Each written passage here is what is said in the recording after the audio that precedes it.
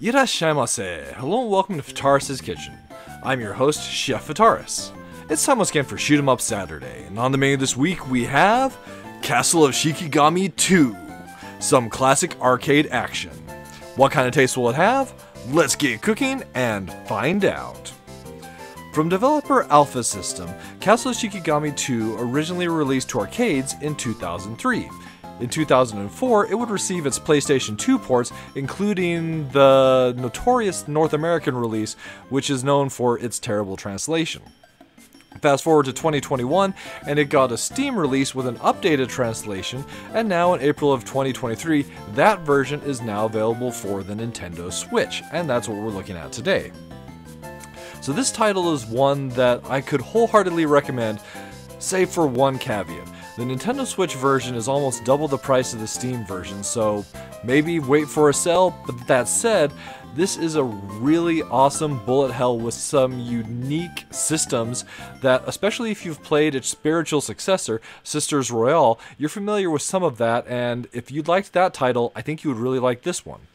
With all that said, diving into the game itself, we find ourselves at the main menu here. There's a couple fun elements to the way that this is set up. You have a great story recollect where you can watch the stories from the game itself that you've unlocked. There's a fun little gallery, there's a awesome leaderboard, but the meat of the game is under Mode Select. And in Mode Select, we have 3 different modes we can play the game in addition to a practice mode. There's the original arcade, there's a dramatic change, and a new entry mode. Think of the new entry mode basically as your arrange or remix mode, so it takes the original arcade game and kind of changes up the various enemy placements, patterns, that sort of thing. Dramatic change allows you to play as 2 characters with 1 player, and you can swap it back and forth between the 2 characters. But for our purposes, we'll be looking at the original arcade mode. Selecting that, it basically boots up emulation of the arcade board itself, and we find ourselves at the main screen. Beginning the game, we can choose between normal game or extreme game. The extreme game just ups the difficulty. You can also choose between an original or a remix soundtrack, but that's something you have to set in the options at the beginning of the game. For our purposes, we'll be playing the normal game. Then there's one more set of options. We can choose normal mode or easy mode. Easy mode only lets you play up to stage 3, and it turns on auto bombs. So we'll be using just the normal mode here. And then you have the ability to turn on the events or turn them off. So for our purposes today, we'll go with events off, just to keep things flowing a little bit faster. Playing with 2 players, you can select any of the 7 characters. You can't duplicate the characters though, that's something that's important to note. Each character has their own unique shot, so you've got a lot of options, and you can kind of see preview-wise here all the shots. In addition to that, there are 2 different Shikigami types. So basically, summon attacks. That's kind of like your focus shot in this game, and once again, each character has 2 different types. So you have a lot of unique gameplay just from the character options available here. So for our purposes today, we'll just be showing off 2 characters, one using its Shikigami Type 2, and the other, like the main character really, let's see, Kotaro using his Shikigami Type 1. Starting the game here, if we had the story turned on, we would see the story bits, and one of the things that's really fun about playing with multiple characters is you get to see interaction between the characters. However, with the events turned off, it'll just be kind of like a straight arcade experience without like any story present. So the game plays like your standard vertical scrolling shoot 'em up. One thing to note, there is the ability to turn on Tate, so keep that in mind if that's something you do enjoy. And we've got our normal rapid shot, but as we mentioned, there was a Shikigami shot that you can activate as well, and that's basically your focus shot. So each characters will be different, and of course there are the 2 types.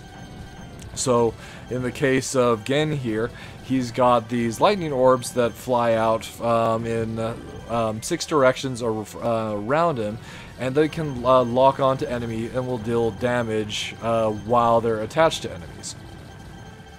Kotaro, the character on the right, summons a spirit which will home in on the enemies, and as you can see, actually makes really short work of them. And there's also the ability to use bombs. Each character will have their own unique bomb itself, and some being more useful than others. So for Gen, his bomb turns him into a werewolf, and he charges at the enemies, attacking the enemies in a seemingly random pattern. But interestingly enough, it actually the pattern matches the pattern of Kotoro's summon spirit that homes in on the enemy. So there is some rhyme and reason to the whole attack. Kotoro's bomb just acts as a powerful nuke, but it's very localized around your character itself. So the game itself is broken up into five stages, each with 2 sections. So we've just finished section 1, then we'll move on to section 2. The basic flow, section 1 you're fighting a mech boss at the end, and then section 2, well, you'll see here, in just a moment. So those are your basic systems. Most of the characters, I really enjoy their playstyles, but there's one in particular, Fumiko, or Odette, as she's known in some of the other Castle of Shikigami games. Her Shikigami attack, her focus attack, basically halts her movement, and you have this cursor that you can drop a powerful bomb, but you're stationary until you've dropped that bomb. Any kind of attack where in a bullet hell you are forced to become stationary becomes very problematic to use, so she's definitely not my favorite character to use. So we find ourselves here at the second stage, boss, and there's these basically humanoid weapons or summons that we're fighting against throughout the course of the game, that are attached to this castle that's gonna fall on and destroy Tokyo and put the world into nuclear winter. So that's basically what we're trying to prevent here. And that's the main basic systems. So then we find ourselves coming to the true meat of this game itself, and that's the tension bonus system. So it's hard to see depending on the background, but around both of the characters there's a colored aura that ranges from green all the way to red. And that aura is based on your distance from an enemy bullet or an enemy themselves. The closer you are to an enemy or a bullet, the redder that color will be. And that color drives a couple different mechanics. So the higher your tension, the higher your score multiplier will be for both defeating enemies and picking up the coins that they drop. If you're using your normal shot, then the normal shot will power up. You can go and see for Gen's, his is turning into a red shot, which deals significantly more damage than your base shot. Other characters, the shot itself will maybe become wider, but the key point is that you'll deal significantly more damage in that mode. If you're using your Shikigami ability, what happens at a higher tension level is the coins will auto-collect to your character, thus allowing you to get significantly higher scores. So with Kotaro especially, where his Shikigami homes in on the enemies, you can get massively awesome score runs using that mechanic. And that's where the true fun meat of this game comes into play, where you're going through the whole game with all these different characters, trying to go and find the best way to go and maximize this tension system to get the best scores you possibly can. There is also a life system that's in the game, rather. You have 3 lives. You can never exceed that, but it's possible to refill your lives at certain points through collecting enough points in the game itself. And if you're spanning bombs and with additional character help here, most of the boss fights do go pretty quickly until you hit end game. And that's Castle of Shikigami served up for your enjoyment.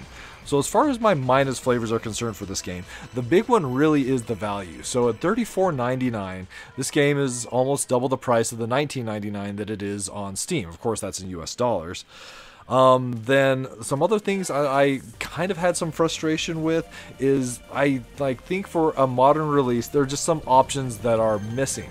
Not even necessarily like the ability to go and change difficulty. There's just the base setting or the easy mode that you can play the first 3 stages in. But there's, I wish there was more options for the screen and other elements along those lines. So you're just restricted to your couple different horizontal and a couple different vertical configurations. It also would have been really nice if there had been stats. So in the game, you start with 4 credits, and then as you play every additional hour, you unlock additional credits, and at the 10-hour or 6-hour mark, you unlock, which would be like 10 credits, you unlock free play, so you no longer have to worry about whether you'd run out of continues in a playthrough. But nowhere in the game can you find a timer to let you know how long you've played the game. Just a simple timer like that, and maybe some other stats would have been wonderful to have. And then the boss of stage 3-1 I really don't like, so there's that one to go and throw out there as well.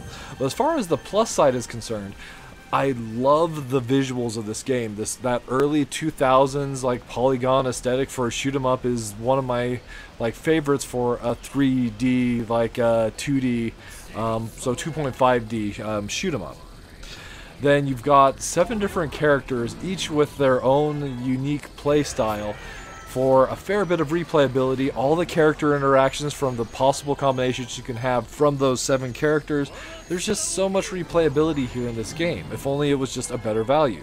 So, with that said, I do recommend Castle of Shikigami, especially if you're a fan of other Alpha System titles like the original Castle of Shikigami or Sisters Royale. However, on the Nintendo Switch, it might be best just to wait for a sale. And with that, that'll wrap it up for this week's episode of Shoot 'em Up Saturday. As always, I want to thank you so much for joining us this week.